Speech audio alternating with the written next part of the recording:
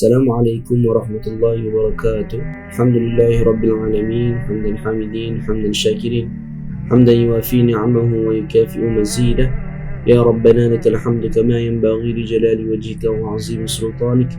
Allahumma salli ala sayyidina Muhammad wa ahli baitihi wa sahbihi wa baraka wa sallam. InsyaAllah pada kali ini saya akan berkongsi berkenaan dengan masih lagi dalam bab Makkiyah dan Madaniyah. Dan kali ini kita akan fokuskan kepada faedah-faedah kita mengetahui sesuatu ayat itu sama ada ia Makkiyah dan juga Madaniyah. Seperti yang kita maklum, Makkiyah merupakan ayat-ayat Al-Quran ataupun surah-surah Al-Quran yang diturunkan di Mekah, manakala Madaniyah pula adalah surah-surah yang diturunkan di Madinah.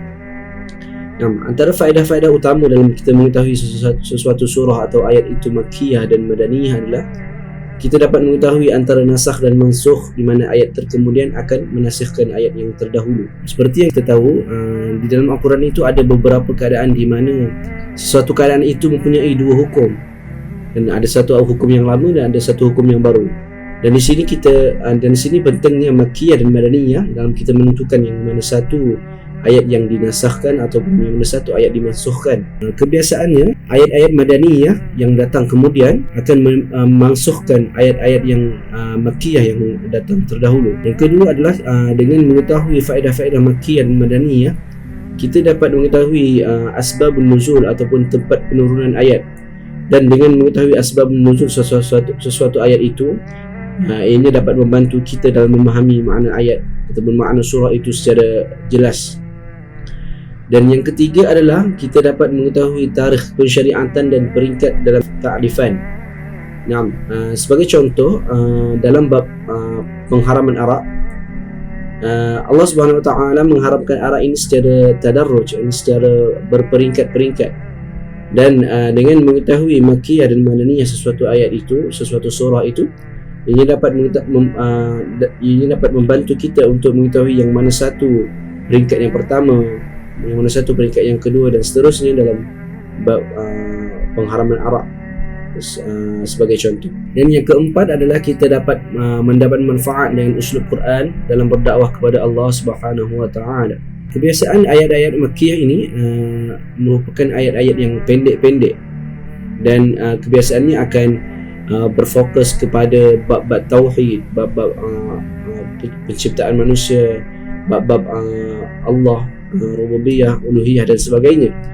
Dan Madaniyah pula adalah kebiasaannya ayat-ayat yang diturunkan di Madinah ini bersifat panjang-panjang, dan ianya kebiasaan menceritakan berkenaan dengan tata cara hidup, kelangsungan hidup dan sebagainya. Dan dengan mengetahui sesuatu ayat Makkiyah dan Madaniyah, kita akan dapat mengetahui dengan lebih senang uslub-uslub yang ingin digunakan dalam target audiens yang ingin disampaikan dakwah kepada dia.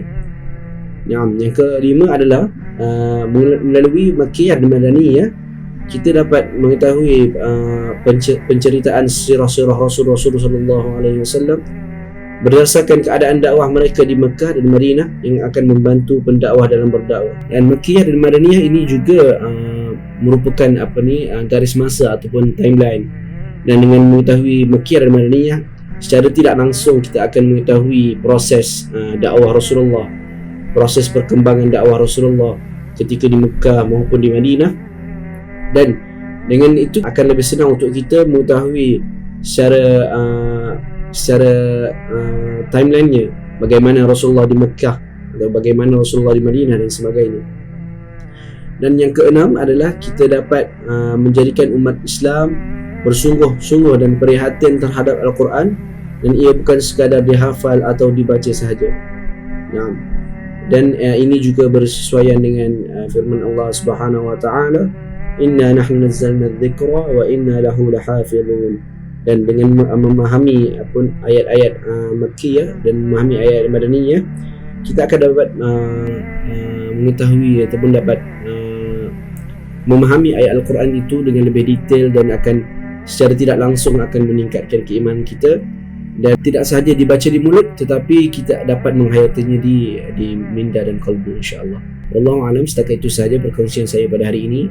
Moga-moga apa yang saya sampaikan pada hari ini dapat memberi sedikit manfaat kepada saya ataupun dan juga kepada sidang pendengar tuan-puan yang dirahmati Allah Subhanahu wa taala, insyaallah.